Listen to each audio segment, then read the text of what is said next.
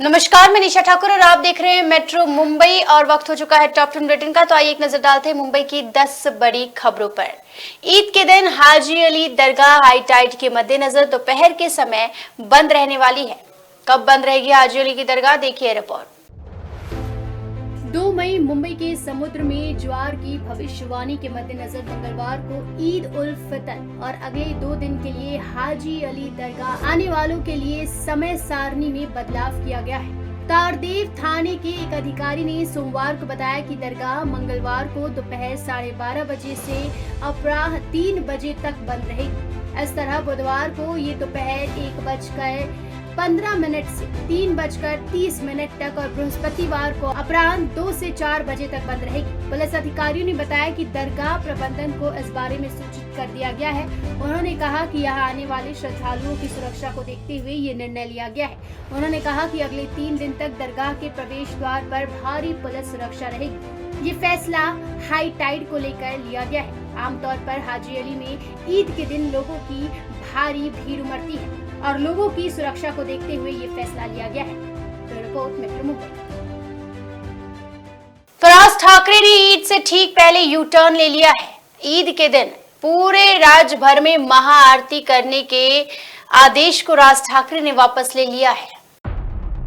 महाराष्ट्र में आजान और हनुमान चालीसा विवाद खत्म होने का नाम नहीं ले रहा है। इस बीच राज ठाकरे का नया बयान सामने आया है। सोमवार को मनसे प्रमुख राज ठाकरे ने अपने आधिकारिक ट्विटर से एक ट्वीट किया। उन्होंने ट्वीट कर पार्टी कार्यकर्ताओं से 3 मई को घोषित हनुमान चालीसा का पाठ नहीं करने की अपील की है, ताकि ईद के त्योहार के दौरान कोई सामाजिक तनाव पैदा न हो। राज ठाकरे ने अपने ट्वीट में लिखा, कल ईद है। मैंने इस बारे में कल संभाजीनगर की रैली में बात की है। मुस्लिम समुदाय के इस त्योहार को हर्षोल्लास के साथ मनाया जाना चाहिए। अक्षय तृतीया की तरह अपने त्योहार के दिन कहीं भी महाआरती ना करें, जैसा कि पहले तय किया गया था। बैन का विषय धार्मिक नहीं बल्कि सामाजिक विषय है। हम इसके बारे में वास्तव में क्या करना चाहते हैं, मैं इस पे कल अपने ट्वीट के जरिए आपके सामने जानकारी दूंगा। उल्लेखनीय है कि मनसे प्रमुख राज ठाकरे ने 3 मई तक राज्य के सभी मस्जिदों से लाउडस्पीकर हटाने की चेतावनी दी थी।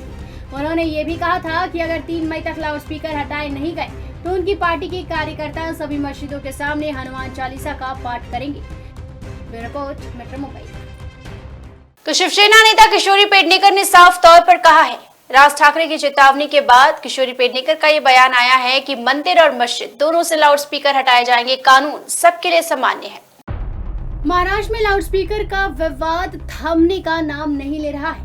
मुंबई की मेयर किशोरी पेडनेकर ने मनसे प्रमुख राज ठाकरे के अल्टीमेटम के बाद कहा कि अगर उन्होंने अपने भाषण में कुछ भी आपत्तिजनक कहा तो उनके खिलाफ सख्त कार्रवाई की जाएगी।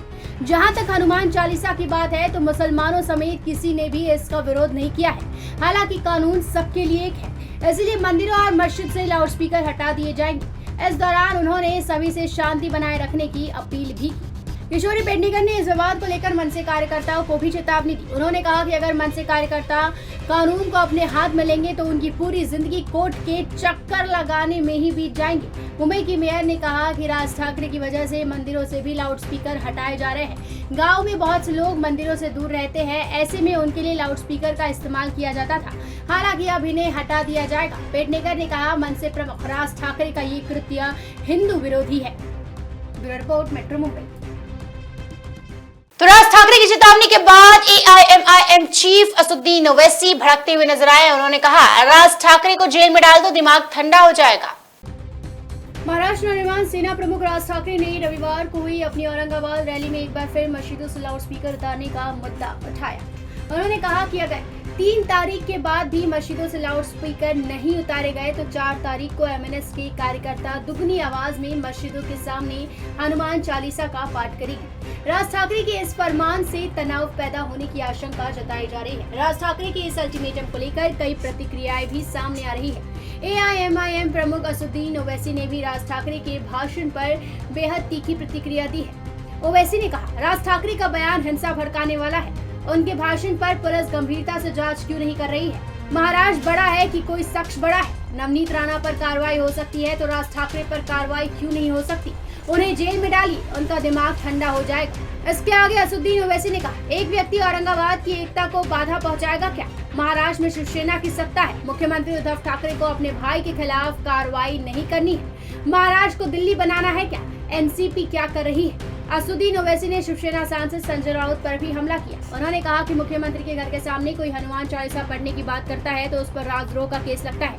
मस्जिदों से लाउड स्पीकर उतरवाने का जो अल्टीमेटम दिया है उस पर मौन क्यों रखा जाता है। ओवैसी ने कहा कि राज्य में फिलहाल इस बात का कंपटीशन शुरू है कि कौन कितना शिद्दत से हिंदुत्व की आइडियोलॉजी को मान रहा है और मनवा रहा है। दो भाइयों की इस लड़ाई में मुसलमानों को टारगेट किया जा रहा है। इस लड़ाई में सो कॉल सेक्युलर पार्टी के लोग भी बढ़ चढ़कर हिस्सा ले रहे हैं। आखिर वे लोग चुप क्यों हैं?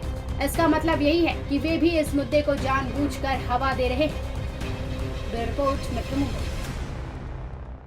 तो कोरोना काल में एक फैसला लिया गया था कि स्कूल फीस में 15% की कटौती की जाएगी। अब उस पर अमल करना भी शुरू हो चुका है। आपके लिए बहुत इंपॉर्टेंट है क्योंकि अगर स्कूल ने आपसे एक्स्ट्रा फीस लिए हैं तो उन्हें वो वापस करने होंगे। महाराष्ट्र के मुंबई में गर्मी की छुट्टियां शुरू होते ही प्राइवेट स्कूलों को शैक्षणिक सत्र 2021-22 में छात्रों को दी गई 15% फीस की कटौती का डिटेल्स देने के लिए कहा गया है। दरअसल सरकार ने पिछले साल अगस्त में एक प्रस्ताव जारी कर स्कूलों को अपनी फीस 15% कम करने के लिए कहा गया था। हालांकि पेरेंट बॉडीज ने आदेश को एक दिखावा बताया था क्योंकि सरकार को फी एक्ट में संशोधन करने या सर्कुलर जारी करने से पहले एक अध्यादेश पारित करने की जरूरत थी। गौरतलब है कि मार्च 2020 के लॉकडाउन के बाद 2020-21 में भी ऐसा ही आदेश पारित किया गया था, जिसे कुछ निजी स्कूलों ने बॉम्बे हाई कोर्ट में चुनौती दी थी। फीस का भुगतान न करने के लिए छात्रों की प्रगति रिपोर्ट को वापस लेने की शिकायतों को भी देखते हुए शिक्षा उप निदेशक ने पिछले महीने फिर से स्कूलों से जमा की गई 15% फीस वापस करने या अगले सत्र से इसे एडजस्ट करने के लिए कहा गया था। राज्य भर के स्कूलों में सोमवार से गर्मी की छुट्टी है। शहर में सत्र 2022-23 के लिए स्कूल 13 जून से फिर खुलेंगे। जिन स्कूलों ने 15% फीस में कटौती की गई है उन्हें अभी भी छात्रों के अभिभावकों से बकाया फीस लेना मुश्किल हो रहा है। Report metro Mumbai. तो थाने पुलिस का एक बड़ा फैसला सामने आया है। थाने मनपा का एक बड़ा फैसला सामने आया कि अगर आपको लाउड स्पीकर खरीदनी है तो पहचान पत्र दिखाना होगा।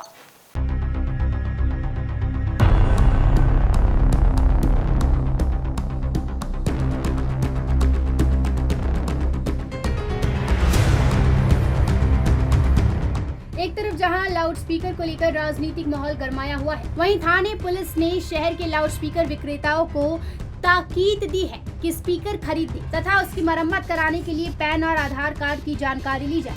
हाल ही में पुलिस ने शहर के प्रभात टॉकीज परिसर के विक्रेताओं को बुलाया था और उन्हें निर्देश दिया गया। एक विक्रेता के मुताबिक उन्हें स्पीकर खरीदने और मरम्मत के लिए आने वाली सभी ग्राहकों के बारे में जानकारी रखने को कहा गया है। विक्रेताओं का कहना है कि इस तरह की शर्त से उनके व्यवसाय पर विपरीत असर पड़ा है और ग्राहकों में कमी आई है। इस बीच थाने पुलिस ने लाउड स्पीकर मुद्दे को लेकर थाने पालघर मनसे जिला अध्यक्ष अविनाश जाधव तथा थाने शहर अध्यक्ष रविंद्र मोरे को नोटिस जारी किया है। नौपाड़ा पुलिस ने इन्हें 6 मई को बयान दर्ज करने के लिए बुलाया है। Report metro Mumbai. तो मुंबई एयरपोर्ट पर प्री मॉनसून मेंटेनेंस के लिए मुंबई एयरपोर्ट के 2 रनवे कुछ दिनों के लिए बंद रहेंगे।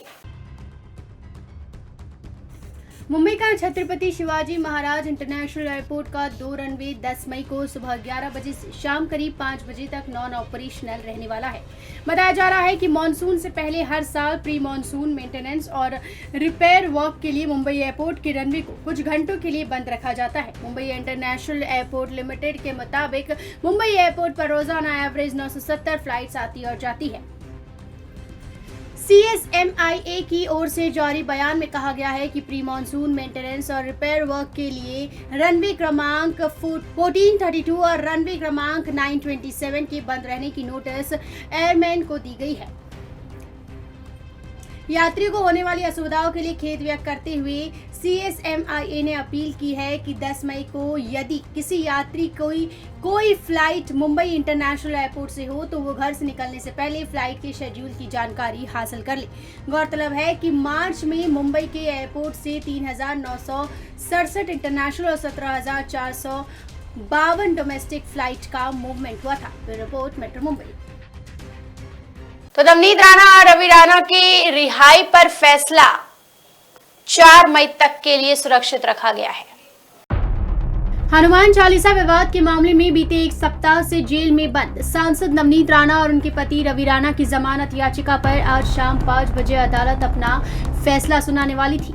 हालांकि अब इस मामले में अदालत आगामी 4 मई को अपना फैसला सुनाएगी। राणा समर्थकों को ये उम्मीद थी कि आज उनके नेता जेल से बाहर आ जाएंगे, लिहाजा राणा दंपति के घर पर समर्थक भी जुटने शुरू हो गए थे। अन्य मामलों की सुनवाई और समय के अभाव के चलते राणा दंपति की जमानत पर अदालत आज फैसला नहीं सुना सकी। अब बुधवार को फैसला आने की उम्मीद है। राणा दंपति की जमानत मामले में बचाव पक्ष और सरकारी वकीलों की तरफ से बहस का सिलसिला पूरा हो चुका है।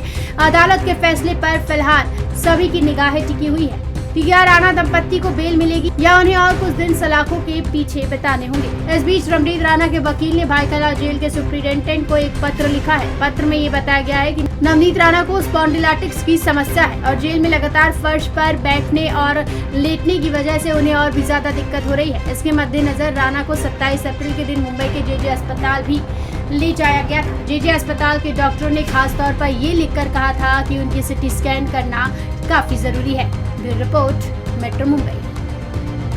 राज ठाकरे की चेतावनी के बावजूद ईद के दिन सड़कों पर नमाज पढ़ी जाएंगी। पुलिस की नजर ट्रैफिक व्यवस्था पर होगी।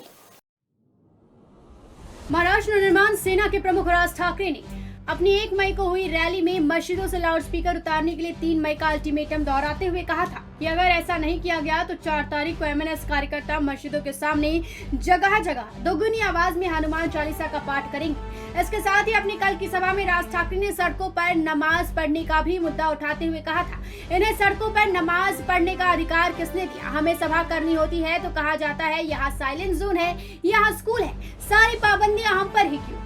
इन पर पाबंदियां क्यों नहीं? राज ने लाउडस्पीकर के बाद इस मुद्दे पर भी एक्शन लेने की बात कही थी। लेकिन 3 तारीख को रमजान ईद का त्योहार है। राज्य में हमेशा की तरह ईद की नमाज सड़कों पर पढ़ी जाएगी। पुलिस यातायात व्यवस्था को देख रेख में लगेगी और नमाज का ध्यान रखते हुए ट्रैफिक में फेरबदल के कामों में लगेगी। महाराष्ट्र के अहमदनगर समेत राज्य के अन्य इलाकों में पुलिस ईद की नमाज को ध्यान में रखते हुए यातायात व्यवस्था में फेरबदल की योजना को अमल में लाने के लिए जुट गई है। अहमदनगर में कोटला के ईदगाह मैदान और उसके पास के अहमदनगर औरंगाबाद हाईवे के पास सड़कों और गलियों में सामूहिक नमाज पढ़ने की जोरदार तैयारी शुरू है। पुलिस संभावित ट्रैफिक समस्याओं को ध्यान में रखते हुए ट्रैफिक डाइवर्ट करने में जुटी हुई है। ईद के मौके पर सुबह सामूहिक नमाज पढ़ी जाएगी। इसके लिए मुस्लिम भाई कोटला के मैदान में इकट्ठा होंगे। उन्हें मुबारकबाद देने के लिए और भाईचारा का पैगाम लेकर दूसरी मजहबों से जुड़े लोग भी आ पहुंचेंगे। मैदान में जगह कम पड़ेगी, इसलिए हर साल की तरह इस साल भी मैदान के पास से गुजरने वाले हाईवे रोड को भी नमाज के लिए इस्तेमाल किया जाएगा। Bureau report, metro Mumbai. तो मुंबई के बाद अब ठाणे नगर पालिका ने भी अलर्ट जारी कर दिया है। हजारों इमारत जर्जर है जो किसी भी वक्त मानसून में गिर सकती है। मानसून से पहले ठाणे मनपा ने जर्जर इमारतों की सूची तैयार कर नोटिस जारी की है। शहर भर में 4000 जर्जर इमारतों को खाली करने या इमारतों की मरम्मत करने का फरमान सुनाया गया है। बता दें कि ठाणे के विभिन्न इलाकों में अवैध रूप से इमारतों का निर्माण किया गया। इनमें से सैकड़ों इमारतें 25 से 30 वर्ष पुरानी हो गई है। इस समस्या से निपटने के लिए कलेक्टर डेवलपमेंट योजना शुरू की गई है। इस योजना के तहत हर निवासी को खुद का वैध घर मिलेगा। मनपा के मुताबिक मुमरा प्रभाग में सबसे ज्यादा 1372 इमारतें तथा वर्तक नगर प्रभाग में सबसे कम 61 इमारतें जर्जर घोषित की गई है। इसी तरह वागली प्रभाग में 1082, नौपाड़ा कोपरी में 583, लोकमान्य नगर में 221, माजीवाड़ा मानपाड़ा में 145, उथलसर में 138, कलवा में 183 तथा प्रभाग समिति में 742 इमारतें जर्जर हैं। 4397 जर्जर इमारतों को 3 श्रेणियों में बांटा गया है। आपको बता दें कि पिछले हफ्ते मुंबई महानगर पालिका ने भी जर्जर इमारतों को मानसून से पहले नोटिस भेजा। Bureau report, metro Mumbai.